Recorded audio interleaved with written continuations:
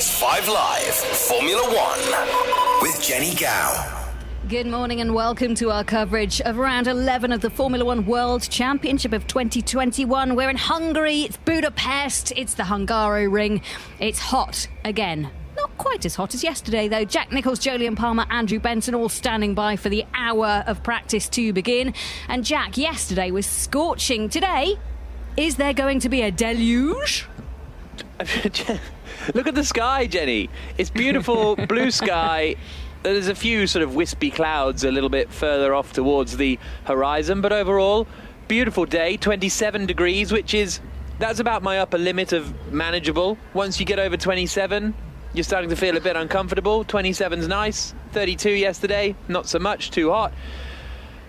So I think we're in for a dry day. You were one of those people when we actually had a summer that was complaining, weren't you, Jack? No, I can tell from what you were saying just then. You were like, oh, it's too hot, and now look at us. If you're enjoying the sun and the summer, then fine.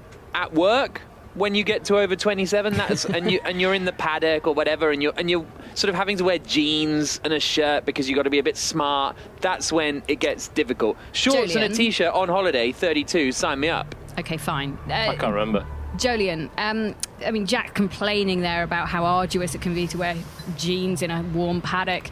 How arduous is it to be a driver in an F1 car going around in circles when it's like 63 degrees on track temperature? Yeah, toasty.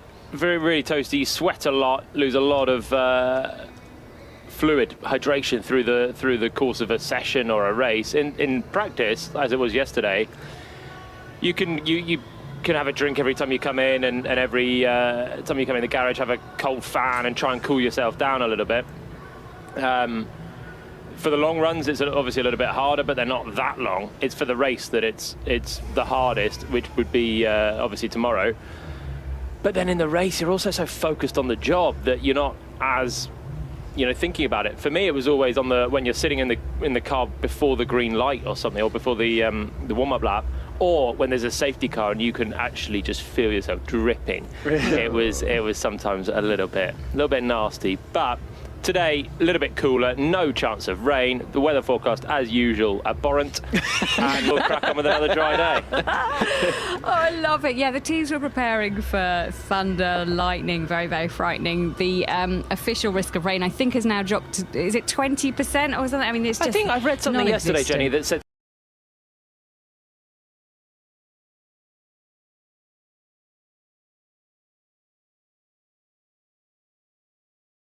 70% chance for FP3, 80% chance for quali, really heavy deluges. 10% now is the official It's the word. official, but I'm looking at the sky and I'm not seeing a sign of that. Great stuff. Hilarious. Lewis Hamilton said yesterday he reckoned about 3 kg just by being hot in the car and sweating. That's extraordinary. Yeah, that's part of the course, really. That is kind of where you're at 6 with a really pounds. Half a stone, that is. Oh, we work in kgs. Yeah, I in this know, day but and I age, had to Jack. look. And I work don't it work out. in kgs. It's a lot of weight. Confusing. 3 Yeah. kgs is a lot of weight. It's just fluid that comes from sweating. When you've got all your fireproofs on, your overalls, your balaclava, your helmet, and then you're strapped into a Formula One car that's got everything else up to even hotter temperatures, it is unbelievably toasty. Please tell me you have a change of suit for every session when you're an F1 driver. 'Cause Yeah, otherwise although that's... famously, I think some drivers just stuck with the same one for the whole weekend, and I'm not going to out them now. Benson, Really? Benson, any news on whether you can out anybody on this? It's what, wet suits? No, Yeah. I don't know about driver sweating regimes. No, But wet definitely suits not. is a thing. The hottest session I did was in Bahrain, and I think it was up towards like 40 degrees. It was luckily just a practice session, and I got in the car with almost like a frozen underlayer, just really cold water and lightly moist, and it's the best way to keep you cool down with wet overalls to start. We talk about this in a sort of rather jovial way. Oh gosh, losing 6 kilos, but it's actually a really serious matter. I mean, in 2009, Fernando Alonso collapsed after the Bahrain Grand Prix. I think that's the hottest Grand Prix I've been at. It was 40 degrees air temperature during the race, and not an unfit person, Fernando Alonso, but yeah, he collapsed. That's extraordinary. We're going to sync up. Sorry to cut you off in your prime, Benny, but Jack, do you want to let everybody sync for FP3? Yeah, why not, eh? Thank you for joining us. If you are going to sync, obviously you have a choice and you choose us, so appreciate it. Session's going to start in 4, 3, 2, 1, 0. Light goes green at the end of the pit lane, and free practice 3 gets underway. Nulla's asked this, which I think might have asked before, but is the water bottle in the car chilled, or does it get hot? I think they start to have it chilled, and then within about 10 seconds it is like a warm cup of tea. So really, so it's like warm water? Yeah. But honestly, you don't even mind at that stage. You're not like, ooh. Nah, you just need pure liquid. It's just hydration. Also, for the best hydration, you don't want a really cool drink. There's a little fact for you today. If you're really dehydrated, your body best absorbs room temperature water or whatever else you're drinking. But not a coffee or a Coke. Okay, so, but what, because they are... Diuretic. Diuretic. Not hydrating. We've had this literal conversation because none of us could remember the word for diuretic. I got it this time. Yeah. Out on track go the two Haas cars. Nikita Mazepin and Mick Schumacher on the medium and the soft tyres, respectively. The lap times yesterday, a 1 minute 17.012 for Valtteri Bottas, 300ths quicker than Lewis Hamilton, 3/10ths quicker than Max Verstappen, and then Esteban Ocon was actually best of the rest in 4th for the Alpine, 7/10ths away. And Alpine have looked quite reasonable actually in these two practice sessions. Alonso was 6th quickest yesterday morning, and Ocon 4th quickest yesterday afternoon. Jenny. Ferrari didn't have the best of days yesterday, and they certainly didn't have the best of nights either. They broke curfew. They're allowed to do that, so no penalty. But they've changed the power unit on Carlos Sainz's car. Again, no penalty for that. They'll just install his third one. Second power unit's been sent back to Maranello for a bit more investigation to see exactly what was wrong with it and what they'll find. But yeah, a long night for the team. They're just having to change that engine. Yep, not ideal for them. The two Haas...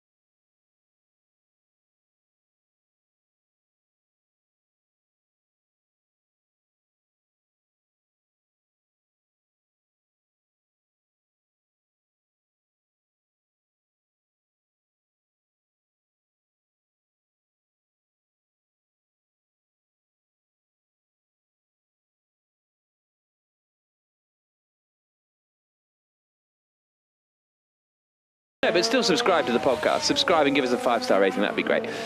Schumacher now coming through the right-hander of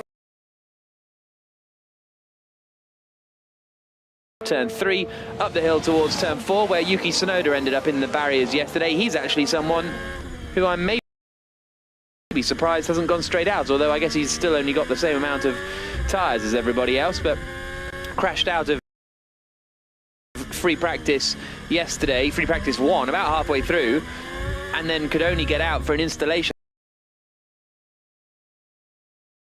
lap at the end of free practice 2, so he's got a lot of work to do. Schumacher's front left, the inside shoulder looks all very, there's lots of tyre and rubber coming up off of it, which feels a little odd. Pickup, I think. Okay, because he's the first on track. Yeah, that is why you don't want to be first on track, because there is just little bits of rubber that's come off other series this morning, and I think Mick, he's on a soft tyre, but it wouldn't be degrading so you can see the chunks falling off it on his first flying lap. So I think he's just picked out, it's basically the marbles that we used to be referring to all the rubber on the side of the road as, and Mick just slightly picking up a little bit of that and flicking it off his front tyres, comes across the line and goes 2.6 seconds quicker than Nikita Mazepin. Only the two Hasses out on track, although, as you predicted, Jack, Yuki Tsunoda has joined them in the AlphaTauri. So the man that missed a lot of mileage yesterday, him medium for Mazepin and a soft for Schumacher. 56 minutes to go, Jenny. Yeah, I feel a bit sorry for Yuki Tsunoda, actually.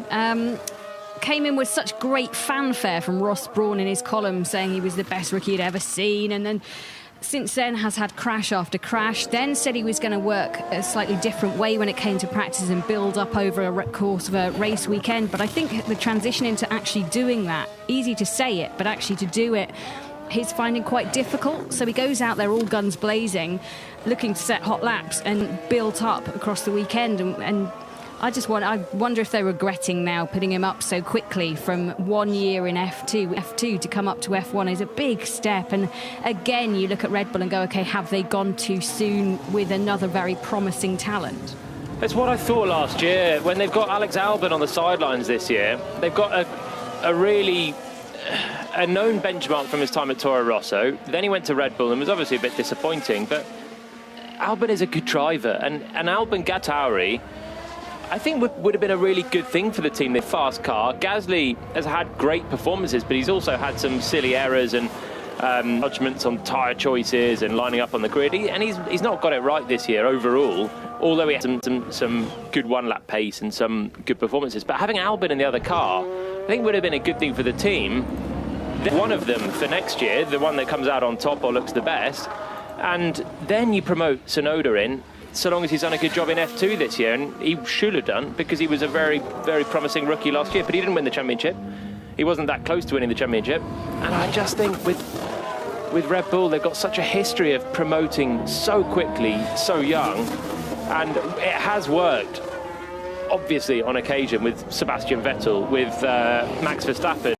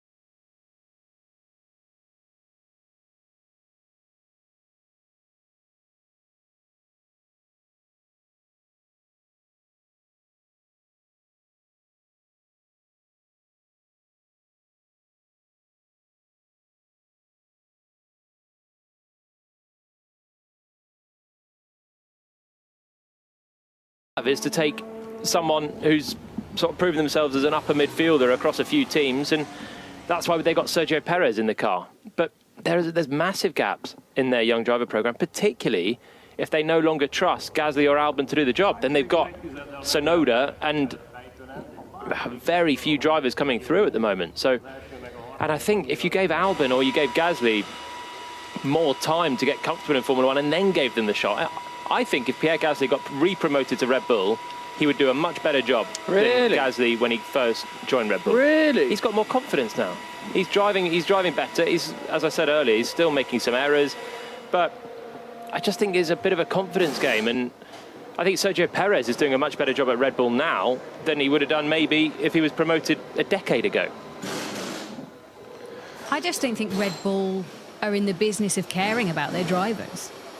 Well, they need drivers, don't they? They need You can't win the drivers, championship but without they drivers. don't care about their drivers. Not Well, in yeah, the... but you need to get the best drivers.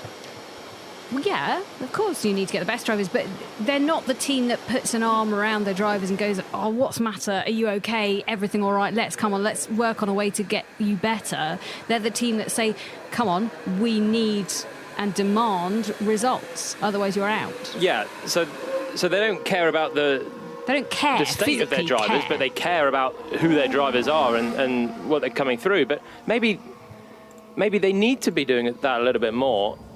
And maybe they will do that with Tsunoda this year. It looks like they probably will. And they're certainly giving him a lot more. Or not care more for him? They care more for him, to give him the right preparation to come through, because the sink or swim, chuck them in and they'll either hit it or they won't, has worked with the creme de la creme of drivers coming through. Max Verstappen is one of them. Carlos Sainz was ironically another one, but then they chucked him out. I think they're just so trying to rush through the next Max Verstappen, and they don't have the next Max Verstappen on their book, so they're throwing away a cast of otherwise very good talents. Maybe a load of Valtteri Bottas and not being given the chance to be a Valtteri Bottas because they're not Lewis Hamilton, if you know what I mean. What are we here for? Well, they need a second driver, don't they? And they've got Perez, who's not come from their young driver program. And then they can't put in Gasly or Albon again now because they've already thrown them out. So, yeah, they want to find the Max Verstappen, but they've got the Max Verstappen. So right now, they need someone else that can support him. Is Perez doing the job? Halfway through the season, on occasion, he's doing a great job, but I think the jury's still out as to whether he's the ideal wingman for Verstappen over the course of the season. Stu G says, from what I hear, Albon was absolutely matching Verstappen's lines at Silverstone last week. Oh, very good. Very good. Very similar to Hamilton as well. Yeah, I know. I was gonna change the gag, but I thought I can't change Stu G's gag. 46 minutes to go. Through the right-hander they come. This is Lewis Hamilton on a set of soft tyres then. Kimi Räikkönen, the quickest driver so far, in a 19.2. And Hamilton starts his presumably flying lap. Down towards turn 1, doesn't quite hook up the apex, and then down towards 2 now. As I say, a 12.0. No, it was a 17.0 that was the quickest time yesterday. Hamilton now coming through the right-hander of 3 and then climbing the hill towards 4. Up to 175 miles an hour before swinging it into the left-hander. And he's a quarter of a second up on Räikkönen in the first sector. So I don't think this is going to be... might not even be in the 17s. No, you can see the track grip is low as he fights the car into the chicane at the top of the circuit. Turn 6 and 7, still fighting the car with oversteer at 8, but he's had understeer through other corners, particularly turn 1, a little bit at the entry of 4. So he's just... the balance is out, both understeering and oversteering on various corners, which does just show the track grip is not very high. Both axles are struggling compared to yesterday. This is the soft tyres for Hamilton as well. And the car not looking hooked up. He's still going to go to the top of the time, so that shows that everyone else is not hooked up. And it is just the track that's miles away, and I don't know if Hamilton is going to go to the top because he's just had the most almighty snap into the final corner.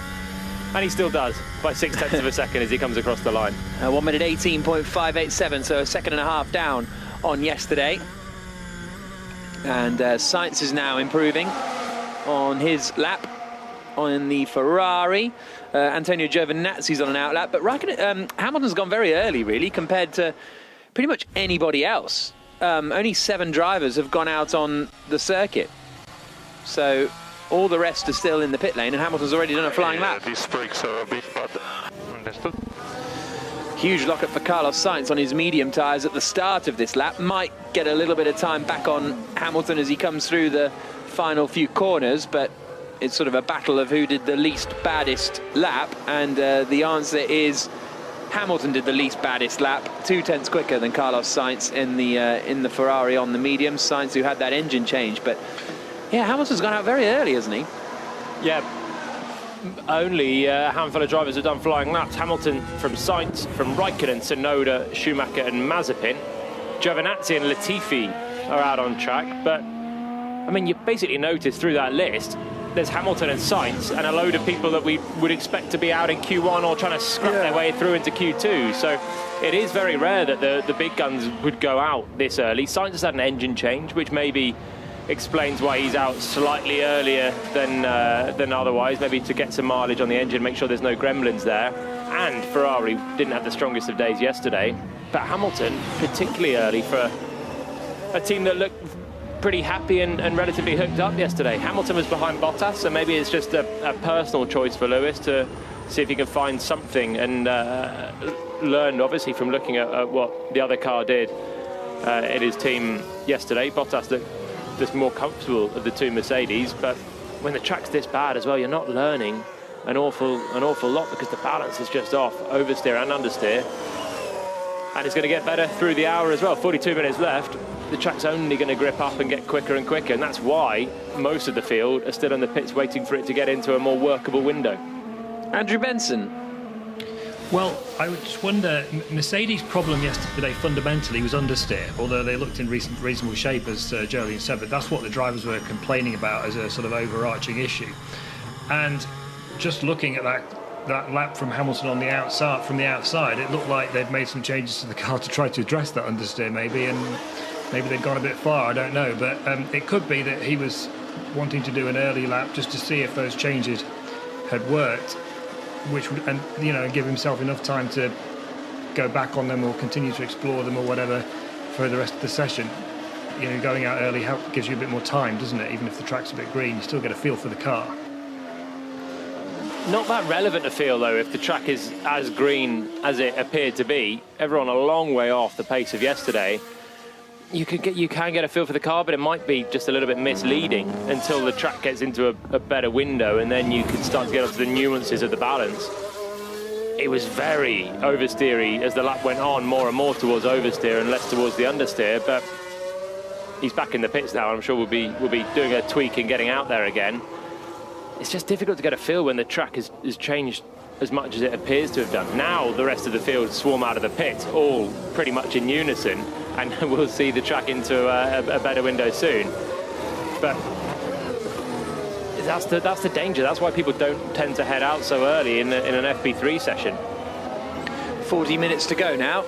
Everybody making their way onto the circuit. Just Ricciardo, Gasly, Stroll and Bottas still left in the pit lane. Raikkonen and Tsunoda have returned to the pit lane.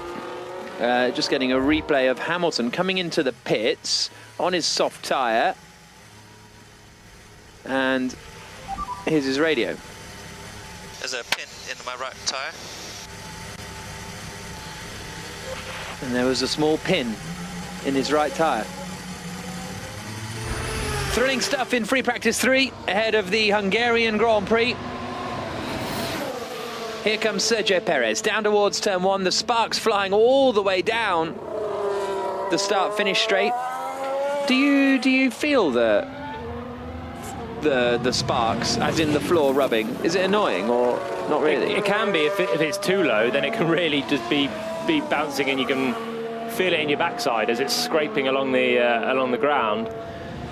It can also then unsettle the car as well. If you're braking and you're basically touching the plank against the bumps in the road, then that's possibly the cause of a lock-up into turn 1, which we've seen Carlos Sainz have and a few other drivers have yesterday. When there are bumps and you're running the car really low, it can just unsettle the car more.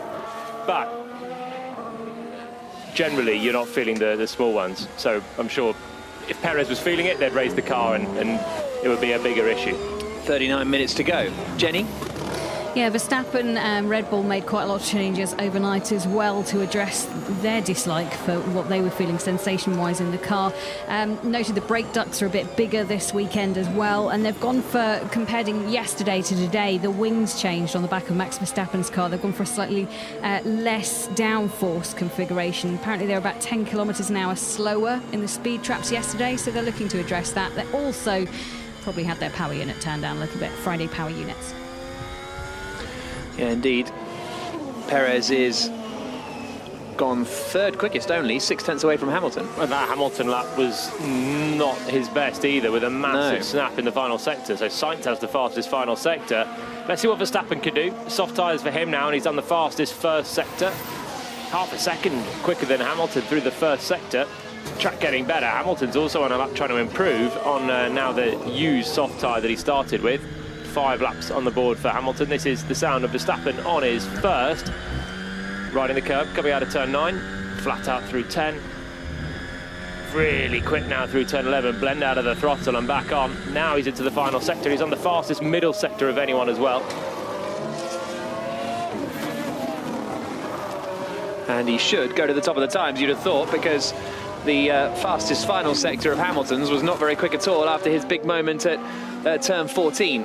So here he comes now, out across the line, and Verstappen does go fastest, a 1 minute 17.510. Half a second slower than the lap times from yesterday, but 7/10 clear of Lewis Hamilton. Quicker than Hamilton in sectors 1 and 2, but the track is cleaning up the whole time. Fernando Alonso is out on the medium tyres, and he's coming through the right-hander of turn 12, now down towards turn 13. So that's a bit more of a representative benchmark from Max Verstappen. Yeah, we're getting there quickly now. 18 cars out on track. Only Raikkonen and Tsunoda back in the pits, who had early forays on a soft and medium tyre, but they're now back in. Everyone else out on track, so the track rubbering in very quickly. That pickup that we saw Schumacher have of the residual rubber that had come off some other cars, that will be long gone now, and the track just getting back to a proper window. And this is when you can start to feel the balance a little bit more. It's much more towards an on-rails, high downforce Formula 1 car with just a little bit of understeer here, a bit of oversteer there, rather than the rallycross style that Hamilton had on his opening lap. Lando Norris through on a medium tyre, goes 5th behind the 2 Ferraris by a couple of tenths. Valtteri Bottas just winding one up now on a soft. Just going to replay of Nicholas Latifi, who has lost his left wing mirror. The left-hand side mirror is cracked. Copy. It's cracked. They're not strong, those Williams mirrors, are they? Russell had a cracked mirror at Silverstone from just bouncing over the curb. Now Latifi. I don't remember that at Silverstone at all. In the race or in a practice session. Oh, maybe it was Friday. 36 minutes on the clock. Verstappen, I thought I was going mad for a moment. Verstappen quickest. Hamilton second, Sainz third, Leclerc fourth. Latifi's gone 5th, albeit on the soft tyres.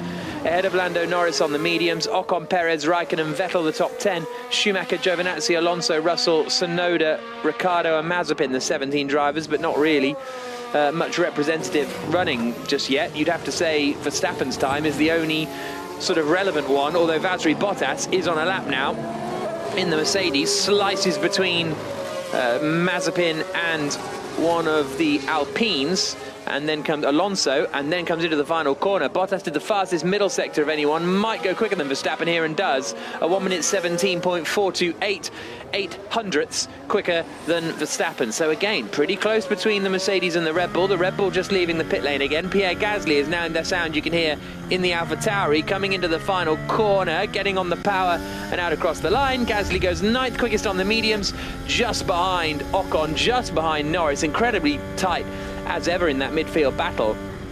And this is actually something that Christian Hugo said to me yesterday, who was on our guest on our podcast last night. He was like, last year, you remember, all you would talk about was the incredible midfield battle, how close it's going to be, who's head of the midfield, because that's kind of all we had to talk about, but barely discuss it this year. Like, we cover it off, of course, but we used to come into weekends like that would be the big talking point. But has the midfield actually got less competitive? Oh, interesting. Well, Ferrari have taken pole positions. Are they a midfield team or are they a front-running team? Norris is at a front row. Norris at a front row. He's had a couple of podiums. If they're still midfielders, then the midfield is very uncompetitive. Norris is absolutely cleaning up, isn't he? It's just maybe McLaren on a very poor day, Ferrari on a poor day, and then you've got a bit of a fight between them, AlphaTauri, Alpine and Aston Martin.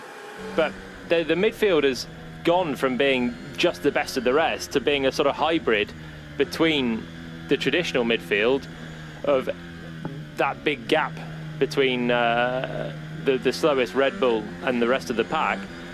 They're now able to fight with the slower Red Bulls. And that's the thing. Charles Leclerc nearly won the Grand Prix last time out. Is that a midfield car or is that a front-running car? Deep questions here on 5 Live Formula 1. 33 minutes to go. Valtteri Bottas quickest, Jenny. Yes, just having a look over yesterday's data and what the drivers were saying, and Lewis Hamilton especially was saying that the tyres weren't reacting very well in the hot weather, and we know that Mercedes tend to like a slightly cooler temperature. I think they were hoping for a lot cooler. At the moment, 27 degrees, track temperature 59 degrees, so it's about 3 or 4 degrees cooler than yesterday. I just wonder if it continues temperature-wise to drop, if that will come and sort of play towards Mercedes' strength. Yeah, they were happier in the cooler temperatures at Silverstone, that's for sure. Ferrari as well, much happier in the cooler temperatures. It's cooler today than it was yesterday. So, it should play marginally towards Mercedes if that's what they're preferring. All about the tyres getting into the right window, and Mercedes maybe set up to operate better in the in those cooler temperatures than the Red Bull. So Bottas has come through the pits. Hamilton has returned to the pits now. He did improve, Hamilton, Yeah. on that second lap on the soft tyres. By about half a second, I think, yeah. Well, for Charles Leclerc, that was aggressive. That's the most curb I've seen anyone ever use at that chicane at the top of the circuit. Absolutely lumped it over the right-hander, then over the left-hander. Almost got away with it. Looked like he was okay through the right. The left just bounced the car slightly, so when he went for the throttle, he had a big oversteer and nearly spun. But massive confidence to just attack the curbs like that. Daniel Ricciardo out on circuit on the medium tyre. Bottas currently quickest on a 17.4. Verstappen on a 17.5. Hamilton on an 18.2. Perez fourth, comes across the line now and does an 18.2. So he's 0.8 of a second away from Bottas, and the same of his teammate. Hasn't really had it hooked up here this weekend so far, Sergio Perez. Sainz, Leclerc, Latifi on the softs. Norris, Ocon and Gasly are the rest of the top 10. Vettel, Raikkonen, Alonso, Russell, Schumacher the top 15. Giovinazzi, Stroll, Tsunoda, Ricciardo and Mazepin, the 20 drivers at the moment. Ricciardo is coming down into the left-hander of turn 2. Won the Grand Prix here in 2014, Daniel Ricciardo. And now climbs the hill up to the left-hander of turn 4. Half a second down on Bottas in sector 1, but I think fairly comparable to his teammate. Now through the curbs of turns 5 and 6. Also got Pierre Gasly out on a lap 2, improving. Leclerc's just started another lap in the Ferrari. Verstappen, Perez, Sainz are in the pits. Hamilton's on an outlap now. Try and work out what tyres he is on. They're soft, but whether they're new or used, I'll have a look. And Gasly is in 10th place, coming through the final sector. Imagine Hamilton's still on that used set. It'd be very early to go for a new set. Verstappen also on an outlap. They've both done 7 laps, including in and out laps. Ricciardo crosses the line 2.1 seconds away from Bottas, 18th position. That's half a second slower than his teammate Lando Norris. Yeah, it looked an okay lap. No major dramas anywhere, but just half a second away from Norris, when Norris is 9th. 18th for Daniel Ricciardo. A lot of cars filling in between. Medium tyres, when they put on a soft, they will jump ahead of quite a few. Nicholas Latifi still up in 8th on the soft tyre. Shows how well that tyre's doing, and the Williams car as well. Latifi ahead of George Russell for the moment. But we did see yesterday a significant difference in pace between those on the medium and those on the soft. Yeah, reasonable running for Latifi so far, Jenny. Yeah, George Russell, just listening across to his radio, he's been saying he's struggling with the rear, especially around turn 5. He's asking if they can revert the changes that they've done overnight, so obviously not feeling happy with that car at all at the moment.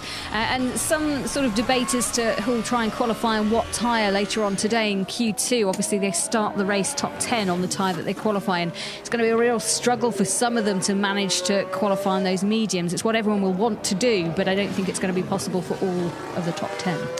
No, you get the feeling it's going to be a sort of normal session where the front runners can do the mediums and not many else can. Although I'm not sure the softs are quite as bad a tyre. Where was it where all of the midfield went out on the mediums a couple of races ago? Austria. That was very much everybody wanted to be starting on the medium tyre. I think we might be somewhere close to that. Really? I think it's going to be a big preference for the medium. But can anyone other than Bottas, Verstappen and Hamilton get through on the medium? Is the sort of thing that could really hamper Sergio Perez again if he has to use the soft to get into Q3. Jenny? It's the sort of thing, if the temperatures come down, then you're going to be in a better state to use those mediums. The red soft tyres are just going away. So, sorry, if the temperatures come down, those reds will hold on slightly better. So you're taking a bit of an educated gamble on the weather, and we all know how that plays out. In some mitigation, the temperature, I think they call the temperature not too bad. Okay. The precipitation level is what I really have a quandary with. Fair enough. 27 minutes to go. Bottas quickest, Verstappen second, Hamilton third, Perez, Gasly, Leclerc, Sainz, Latifi, Norris, Ocon, still the top 10. Hamilton now is coming through the final corner. So we'll see what he decides to do in the Mercedes. This is the end of his outlap. Now across the line and down towards turn 1. Dropping down the hill, getting up to just over, well, almost 180 miles an hour before swinging into the first corner. And then down towards turn 2. Is he improving this time around? Doesn't look super quick through the first couple of corners. Then the right-hander of turn 3 and starts to climb the hill. 27.8 is the quickest first sector time from Verstappen, and Hamilton must be on a long-ish run here because he's 1.6 seconds off in the first sector, so that answers that one. Back out on some high fuel with the old soft tyres, presumably for Lewis Hamilton. Leclerc's about to improve on his mediums, as is Lance Stroll in the Aston Martin. It'll be Leclerc first. He comes out of the final corner at turn 14, cuts the timing beam and moves up to 5th place, going fractionally quicker than Pierre Gasly, 2/10 quicker than Gasly. Stroll in the Aston Martin on the medium tyre goes up into 11th place, 9/10 or so slower than Charles Leclerc at the sort of front of that midfield battle. Daniel Ricciardo had found a couple of tenths as well in the McLaren. Now just a couple away from Lando Norris, but still down in 15th, whilst Norris is in 9th. Close to the midfield this time around, or for now, but there's still a blend of soft tyres and medium tyres. Most of them, the usual midfielders, are on the mediums. The McLarens, the Ferraris on the mediums, the Aston Martins, the Alpines, and the AlphaTauri of Pierre Gasly, all on the medium. Tsunoda's on the medium as well, but he's down in 19th. Still missing some track time, so I think he's into a long run straight away now. Missed out on that yesterday, and then he'll switch in the last 10 or so minutes onto a qualifying simulation run. Max Verstappen sitting in the pit lane, leading the championship on 185 points. 8 points clear of Lewis Hamilton. You would presume to go out for another run on some new softs, 4/10 slower than we managed yesterday. Valtteri Bottas, who topped practice yesterday, Bottas, and is topping it again so far today. Leclerc still in 5th place, but everybody pretty much returning to the pit lane now. Ferrari looking good. Leclerc 8 tenths away from Bottas on a medium tyre. That's a good run from Charles Leclerc. Here's his radio. Xavi, on the constant speed, it's actually me who is stupid. I don't know the corner numbers, sorry. No problem. No problem. Box now, box. So Leclerc saying he doesn't know the corner numbers there, so presumably he's given some kind of feedback and that's confused the team. No, he's talking about the constant speed. So on the in-lap, you can change your settings, so you're running at a constant speed through a corner, but more often on like the back straight. So Ferrari would have got on the radio and said constant speed run out of turn 11, which is the short back straight before 12. I see. And he's done it at the wrong point, basically. So no major drama, but interesting that he's not quite cottoned onto the corner numbers at this stage in the weekend. You'd have thought that'd be fairly fundamental to his feedback. Also, this stage in your career, And that. because it doesn't change each year at Hungary, does it? From some circuits they do, and it really does Austria. play tricks. Did that change in your time? When turn 2 became turn 3? Yeah, but then even then you need to. It's not only the driver needs to know, but the engineer also needs to know, because sometimes you're saying, I've got a lot of oversteer through turn 2, and they're thinking, you're going down the straight sideways. Yeah. What are you doing having oversteer there? It's a flat out kink. So you need to be on the same wavelength. Were you always on the same wavelength with your engine? Was some you on a real wavelength with? Julien Simon's Chotomps. Yeah, I got on well with him in my engineer in 2016. We were on a good wavelength, but there's still things that you get told over the radio, and you're like, that's not decent information that I need to know at this moment in time. But by and large, I really enjoyed working with him. Kimi Räikkönen's engineer now, and I really enjoyed working with him. And I felt he had a great fighting spirit, and we really fought my corner in the team. Changed engineers after that, so. Jenny? A lot of the time when I'm looking inside the cockpit of a driver, they'll have a map of the current circuit that they're at, kind of stuck onto the side of the tub. And I always thought, how useful is that? I mean, it's a bit late in the day, isn't it? It's like trying to write exam answers on your hand when you go in for your final test. Yeah, you got to write them on the paper. Well, no, you write them on your hand because you take them in with you. If you write them on a piece of paper, the teacher finds the piece of paper. You're in big trouble, Jack. Well, first time I did Singapore, Singapore's tricky. There's a lot of corners. I think there was 22 corners at Singapore. So we'd work it out when I was in GP2, not in Formula 1. And I'd work it out by sort of knowing every 5th corner. So you'd know where turn 5 was, and then turn 10, and then turn 15. And then you'd sort of be able to work out the rest of it from there. Otherwise, trying to memorize all the 22 corners when you're just trying to give quick feedback on being, understeering through turn 21. Turn 17, it gets a lot more confusing. So little things to try and help the driver understand when he's in the cockpit what he's talking about, and to memorize the corners. Singapore sling was in that time. Left, right, left, turn 10. 21 minutes on the clock. Pretty much everybody in the pits.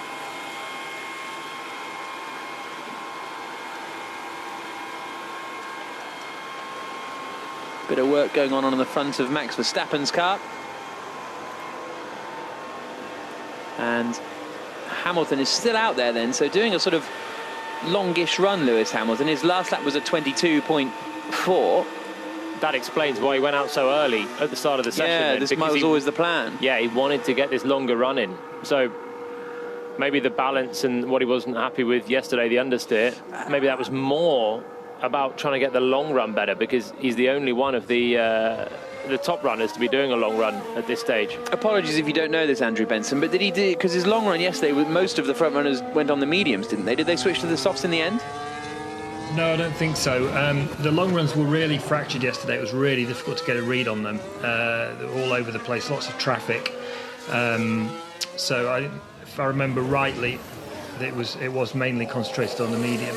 I don't think Mercedes were unhappy. I mean, one thing I wanted to ask Jolyon, though, was isn't this a circuit where you want a slightly understeery balance, particularly for the race? Because aren't you going to run out of rear tyres? Isn't rear tyre temperature management the real sort of the main key issue in the race here? Yeah, but I would almost say to the contrary, where you want to have a good front end. And certainly, if you take qualifying as an example, you want the front end. You don't want to be having a little bit of understeer, because you'll lose time on all the apexes just waiting for the front to turn in that millisecond. And so it's more like a street circuit in that way, short corners, but combination corners where you really need the front end. Then you're right, the rear tyre management in the race is more of an issue. Yeah, I think so long as the car's not really oversteering, so long as it's relatively neutral, then it's manageable from with the driver. They can drive around that. But if you're starting with an understeery car, the idea is that it's good to manage the rear tyres, and it can work like that. But you can just be slow, and then you're chasing all the throttle on the exits with understeer, and you actually end up putting more temperature through the tyres in that phase of the corner as well. So I used to find if you can just balance the car to be the quickest way, then just drive around, make sure you're not oversteering. Maybe you can change a little bit on the brake mapping or some subtleties. If you have the diff more, and just do these subtle things if you start to lose the rear tyres. So like if you have more control over the car, because the balance is better, you can control the car better. Yeah, and control what you're doing with it. Effectively, if you have a more understeer balance, maybe it's in the theory is it's better for the rear tyres because you're not risking an oversteer into the corner, which is obviously going to spike the rear tyre temperatures a little bit. So the theory is more understeer balance could be better, but it's going to be just fundamentally slower early on. So you could be better to balance the car to be its quickest and then drive accordingly to maybe reduce a little bit of pace in certain phases by your driving, but then have the option as well of driving accordingly rather than just being stuck with a more understeer balance and not have a huge amount of work you can do at the car with that. And then you got to remember on top of all of this, there's tools that the drivers have at their disposal that make a big difference to the small balance issues that they have around the lap, particularly in a Grand Prix when the car's changing all the time with different fuel loads, different tyre compounds as well. They'll be doing a front wing adjust when they come into the pits from soft to medium tyres or vice versa. But you can change the differential settings, the brake mapping, brake bias. It all makes a significant enough difference to help the rear tyres at various stages. 17 minutes to go. Bottas goes to the top. Well, he was already at the top, but he's just improved on a 1 minute 17.055. And Bottas goes fastest. Mick Schumacher is in the wall. Mick Schumacher has had a pretty hefty incident coming out of turn 11. He was on a quick lap, Schumacher, but now the red flag is out because he has buried his Haas in the barrier on the outside of turn 11, and I get the feeling that this is a Monaco situation. Big crash in FP3, chances are not out for qualifying. Not as big the damage as the Monaco one, but as mechanics looking on with sorrow in their eyes as it's not the first time this has happened. Oh, it got really scrappy coming through turn 9, then had an oversteer through 10, which you wouldn't expect, and the car was just going. Gone. Big impact. I'd be amazed if he's qualifying that. Are you okay, Mick? I'm okay. Has he got dirt on the tyres or something after his run out at 9? Because it went very early. It's tyre temperatures as well. It was going all the way from 9, but that's only the start of where we saw that replay from. Maybe he was oversteering before that through the middle sector. Got wide at 9 as well, onto the AstroTurf on the outside. That then gave him a load of wheel spin. Then you're fighting it through the left-hander at turn 10, which should be easy peasy flat out, but because he came from a tighter angle and he'd already had a big wheel spin. I'm very sorry about that. I know what it means. Sorry. Yeah, he knows. He knows that it's going to be a tough one now to get ready that for next session, because that could be a gearbox and stuff in that potentially. Oh, it will be, yeah. That'll be. I don't think he'll be qualifying that car for the second time this year. But just oversteer. When the corners are coming so thick and fast, once you get that first spike of temperature in the rear tyres on the soft tyre, it doesn't really settle down. And then through the left-hander should be easy flat. Even then, he had to correct the car. Then you throw it into turn 11, the quick right-hander, where he's ended up crashing, and the car just snapped immediately. Rear tyre temperatures through the roof, and Mick into a big crash on the left-hand side, front and rear. Not a pretty sight. I think the lap was so scrappy. He was actually improving through. He didn't do a personal best first sector. Actually, he was picking it up a little bit in the middle before he crashed. But maybe with someone with a bit more experience would have backed out of that one earlier and gone again on the next lap, or even have a cool down lap and completely refresh. Just being helped out the car actually by a couple of the marshals down there, and then he went to go and put his steering wheel back in the car, which he always meant to do. And I think Dr. Ian decided to go over and say, just come over to the car, sit down, you're all right. But looking at that Haas car, obviously they've got two rookie drivers, Schumacher and Mazepin, in there this year. It doesn't look like an easy car to drive. You're going to get a full replay now, are you? Just getting another look at it. It's quite a thud, actually. Yeah, just didn't look good, the car, the whole way through. It was actually almost a little bit of understeer into turn 9 that put him wide, and then he got that oversteer running wide and trying to get up the throttle on the exit with the AstroTurf, and then fighting oversteer. Didn't even commit that hard into turn 11, but the car wasn't having it, and Mick into the wall. Is he okay? He went off. Yes, he's okay. He's out of the car walking. So Schumacher out of the car, Andrew Benson. It's a really good example, this, of just how sensitive the Pirelli tyres are to temperature spikes, particularly the rears. So Jolyon was just explaining that really well in the context of this incident. But if people remember back to the Bahrain Grand Prix and the fight for the lead between Hamilton and Verstappen, remember Verstappen tried to go around the outside of Hamilton, then had to give the place back because he ran off the track, and then he never quite got close to Hamilton again. And while I was watching the race, I couldn't really understand why that was. And what happened was he had an oversteer moment. I think it was in turn 11, one of the sort of quicker corners towards the end of the lap. And the tyres went over their temperature window, and he never got them back again, never got the grip back again to be able to challenge Hamilton. Just that one slight, what looks from the outside like a relatively small slide. So if you imagine that was the effect that had on Verstappen, and then sort of extrapolate that to all the slides that we saw from Schumacher through those 3 corners, quite high-speed corners there, you can imagine what state the temperature of his rear tyres were when he turned into what is the quickest corner on the track there.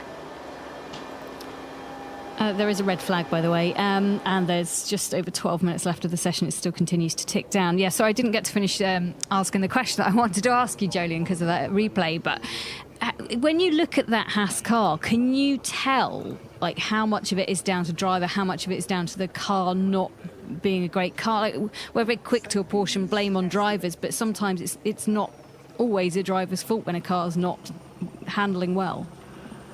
Well, no, it's not necessarily. The car is obviously a handful, the Haas. It's underdeveloped. It's underdeveloped from a pretty poor baseline as well last year. And the rookie drivers have got a real task on their hands to make a good job of it. But then it is still their job to not crash that car. And just because it's a handful, that doesn't sort of warrant it being crashed into the wall at turn 11. You've got to drive within the means you've got. But it's a really tricky job for those drivers, because that car, we've only seen a replay of the sort of 3 corners where it was really getting away from him. It looked horribly scrappy, understeering a little bit into 9, then oversteering on the exit, as Andrew was saying as well, the temperature spiking, and then it gets worse and worse. And with inexperience, I think Mick kept his foot in maybe more than he should have done, and that resulted in the crash. The thing is, they're 2 rookies together, so there's no benchmark of how good is the car. If you had Romain Grosjean or Kevin Magnussen still there, maybe Grosjean could be doing a George Russell, for all we know. Maybe Grosjean could be getting that car deep into Q2 and towards Q3. If Williams had Latifi and Mazepin, we'd be saying that Williams' car is horrendous. Yet we know George can get it into 8th on the grid. So with no benchmark with 2 rookies, it is very difficult to say exactly where a car's at, really, and that was always going to be the problem for Haas. And it seems as though, I would suggest the Haas car maybe has got a little better. It's impossible to, but they're a little bit closer to the back. You're seeing a lot less spins, especially from Mazepin, who at the start of the year was spinning all the time. But no, he had a couple last weekend, didn't he? Yeah, true. Hit his teammate, didn't he, at the start of the race? The sprint? Yeah. But you think back to Bahrain, where they were both spinning on the opening lap of the race, and that's five in a race weekend, can you? No, true. They're the most improved team in your eyes, though, aren't they? Deserve a lot of credit. 9 minutes to go. Bottas is quickest. Sainz is second, 0.4 of a second away. Good lap that from Carlos Sainz, actually. He'd just come across the line to do that before the red flag came out, and that's pretty reasonable. Verstappen third, Norris fourth, Hamilton fifth, Perez, Leclerc, Gasly, Raikkonen, Latifi the top 10, Ocon, Stroll, Vettel, Alonso, Ricciardo the top 15, Russell, Schumacher, Giovinazzi, Tsunoda and Mazepin the 20 drivers. Quite a lot of hurried work going on the back of Verstappen's car. Everyone's going to be queued out. The session's going to resume, well, in 5 seconds, and then they will head back out on track. There's quite a queue at the end of the pit lane now, because you've got just one shot really to do your qualifying sim. Going to be busy now. 9 minutes to go. Track goes green and the cars filter out. It's going to be exciting. Everyone on track on a new set of soft tyres right at the end, apart from Bottas and Sainz, who had just done a lap. Lando Norris actually had just completed a lap as well and gone fourth, 3 tenths away from Carlos Sainz.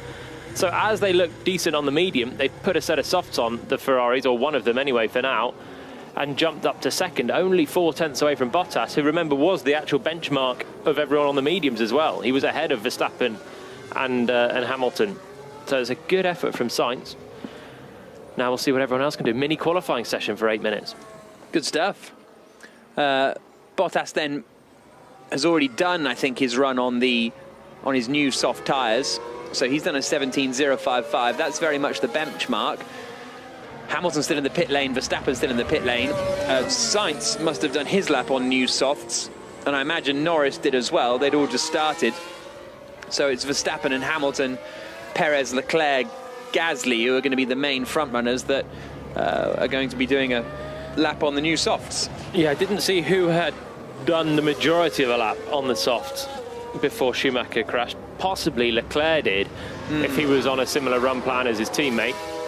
Sainz got his lap in to go second. Leclerc still down in 7th, having not managed to complete a soft tyre lap. But if drivers had gone out and couldn't quite complete the lap before Schumacher crashed, then they'll have put a heat cycle through that tyre, and it won't quite be optimal compared to just coming fresh out the blankets as it is for the likes of Max Verstappen and Lewis Hamilton right now. Just getting a replay of, oh my goodness me, that was nearly a huge accident in the pit lane. Stroll. Someone hit my front, my rear. It's an Alpha. Stroll. Okay, Lance. I think so, yeah, just check pressures. Very light tap. Pressure's all good, pressure's all good. Stroll and Giovinazzi. Now, Giovinazzi was kind of waiting to join the queue and then just went a bit early, really, and tagged the rear of Lance Stroll's car. He pulled out very tentatively, Giovinazzi, and I think that's what put him into the path of Stroll. He would have been released by his number 1 mechanic, waved out and into the fast lane, and probably when he was released there might have been a bit of a gap there, but he was coming out very slowly, just trying to pull the car away, and Stroll kept his foot down on the pit lane speed limiter, as he's entitled to do from the fast lane, and Giovinazzi just clipped him coming out. That's any earlier, that was contact actually. We shouldn't talk about it, should we? It was a little bit like the Hamilton-Verstappen contact. The front wing to the rear tyre, but if it was slightly ahead, then he's flicking Stroll into a spin and a proper crash. When Stroll's doing, he's doing 60 miles an hour, but still, it would have been a biggie. Was Giovinazzi still being waved out as Stroll was coming, or did the mechanic try and stop him? Well, either way, Giovinazzi could see Stroll coming. I think he was waiting for Stroll to come past. You can't see an awful lot. You can't see an awful lot, particularly the angle as you're starting to pull out. You've got the high cockpit sides, the halo now as well. So you can see when you're parallel in the pit lane, you can see the garage. But as soon as you start to turn right and join the fast lane, you actually can't see a huge amount. So he'll get in trouble anyway. Alfa Romeo are going to get some sort of fine or repercussion for that. Right, here comes Verstappen coming through the chicane at turns 5 and 6. He's done the fastest first sector of anyone, a 27.754.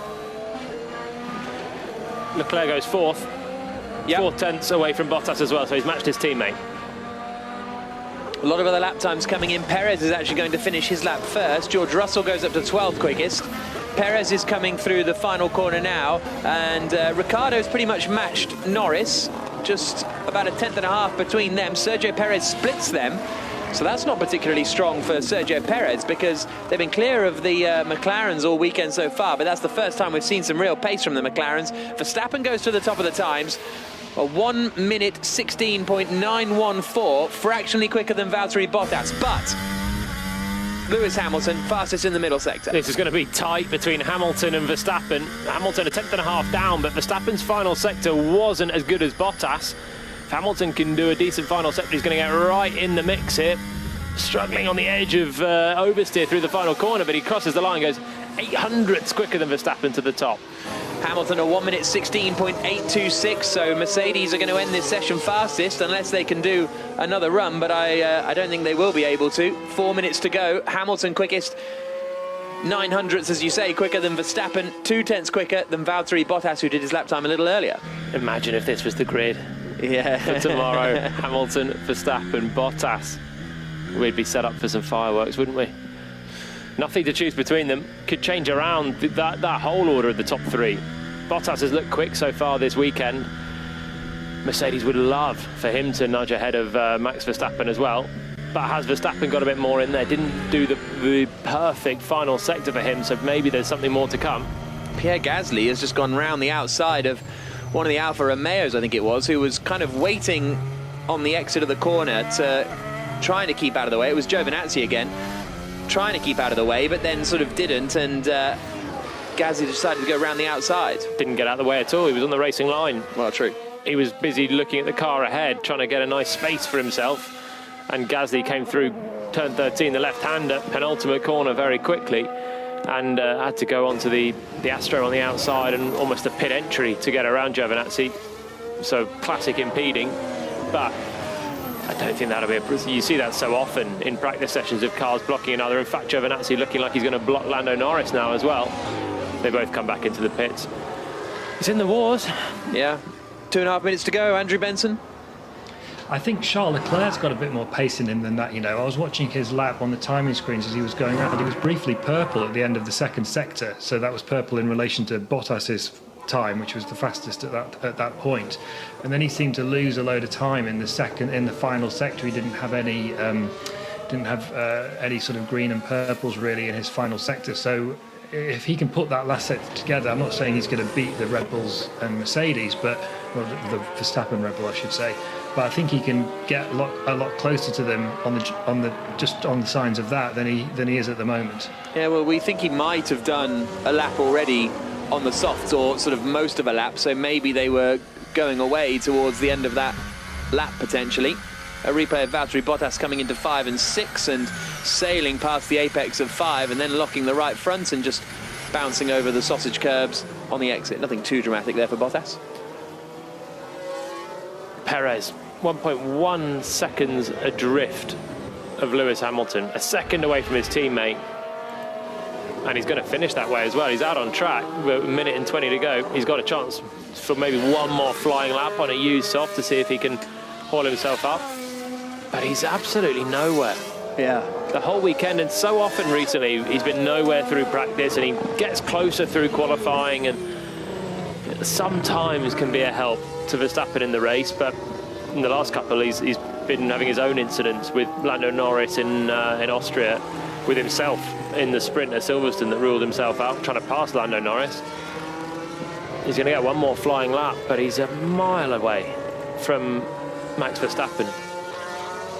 Here he comes towards the final corner. This is going to be the last action of the session, pretty much. Sergio Perez, he'll be the last driver to start a lap, although maybe Lance Stroll actually will be the last driver to start a flying lap.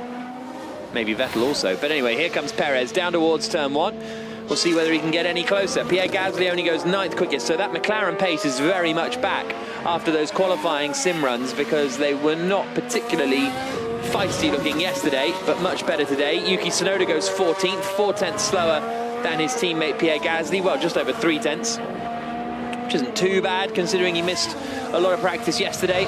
Perez is a 10th down on Hamilton through the first sector and has not actually done a personal best in sector 1. Okay, it's the second lap on these tyres, but when you're a second adrift, you would hope that even with old tyres, you could find a little more time. Now he's coming into the left-hander of turn 7.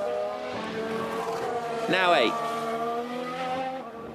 No, it was at 9, wasn't he? And then now he's coming into the right-hander of 11, where Schumacher crashed. We'll get his middle sector here, Sergio Perez, and it's not a personal best in the middle sector either. He is improving, but he might get in front of Norris here. That's about it, I think. Yeah, no personal best in either of the first two sectors. Slightly picking it up through the final corners, but he's only going to be beating his best by hundredths, you'd have thought. If that comes to the line, does he improve his lap? No, he doesn't, by a couple of hundredths. So Perez ends 7th. Position-wise, that's not great. but time-wise, he's a second away from his teammate, and with not only Bottas ahead of him, but Sainz, Leclerc and Norris as well, all ahead of him. Qualifying's coming up. That pace is not relevant right now. They'll wipe the slate clean and go for qualifying where it counts, but he's coming in massively on the back foot once again. Hamilton quickest then, a 1 minute 16.826. Mercedes quickest in all 3 practice sessions here in Hungary. Verstappen second, less than a tenth of a second away though. Bottas 2 tenths adrift, but went a little earlier than everybody else on his fast lap. Sainz is 4th, Leclerc is 5th, Norris is 6th, Perez is 7th, Ricciardo, Alonso and Stroll, the rest of the top 10. Good last lap that from Lance Stroll to go 10th quickest. Then we've got Gasly, Ocon, Vettel, Tsunoda, Raikkonen in the top 15, Russell, Latifi, Giovinazzi, Schumacher and Mazepin, the 20 drivers. And I just wonder whether Verstappen was going for another lap. I think he was going for another push lap, but got out of shape coming into the final corner at turn 14 and therefore didn't really get the run down the start-finish straight and couldn't do it. Well, that is the end of our practice sessions. Next up will be qualifying in just a couple of hours' time, and Mick Schumacher, Haas, crashing out of that. Big impact, big hit for the car as well. Jolyon, I think it's incredibly unlikely that we'll see Mick Schumacher taking part in qualifying later. Agreed, and I think Mick knows that as well. What's even worse for Haas is that he still ended up 6 tenths quicker than Nikita Mazepin, even though he crashed halfway around his soft tyre lap. So Mazepin has been nowhere near Mick's pace so far this weekend, and possibly Mick could have been up there with Latifi, with Giovinazzi, and fighting to be ahead of one or more cars other than his teammate, but I don't think he's going to get that chance. And a double trouble, I suppose, for Antonio Giovinazzi and Alfa Romeo. Not only did he have that hit, a delicate hit, but could have been much worse in the pit lane with Lance Stroll, but also getting in the way of Gasly.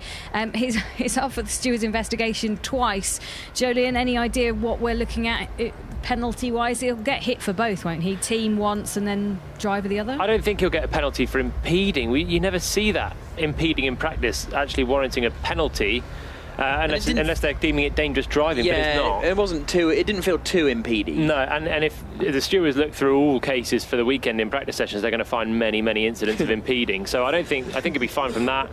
My thought is that he'll get the team will get a fine for an unsafe release in the pit lane, and it will be no sporting penalty like a grid penalty or something for Giovinazzi, but I don't know why I keep trying to predict what the stewards are going to do. At the other end, it's Hamilton from Verstappen, Bottas, Jack. This has got the recipe for a great qualifying session. Yeah, it does. It's going to be really tight, isn't it? Verstappen is very much in the fight. Well, you should say Mercedes are very much in the fight, really. That's the kind of crucial way of looking at it.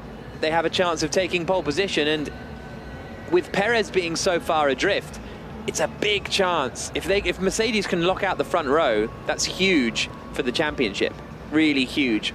So Perez needs to get a bit of pace to get involved in that fight. It's going to be a big afternoon, this, I think. Ferrari wanting to get in the mix as well, Jolyon. 4th and 5th, Sainz, Leclerc. Yeah, good from them. We thought they might be quite strong here because they're very strong on those street circuits. This has a more street circuit feel in terms of the corner layout, obviously without the walls. And 4th and 5th looking good. Can they nibble away? Can they beat Perez? It's looking quite possible right now. Can they get any better? Can Leclerc stake a claim for a top 3? Not out of the question. I actually putting down top 3 finish tomorrow. I don't know what inspired me to do that, but let's see what happens in the end. Finished Hamilton, Verstappen, Bottas. Make sure you join us, as I said, a couple of hours until we get qualifying underway. Should be a thriller. This has been an IMG production.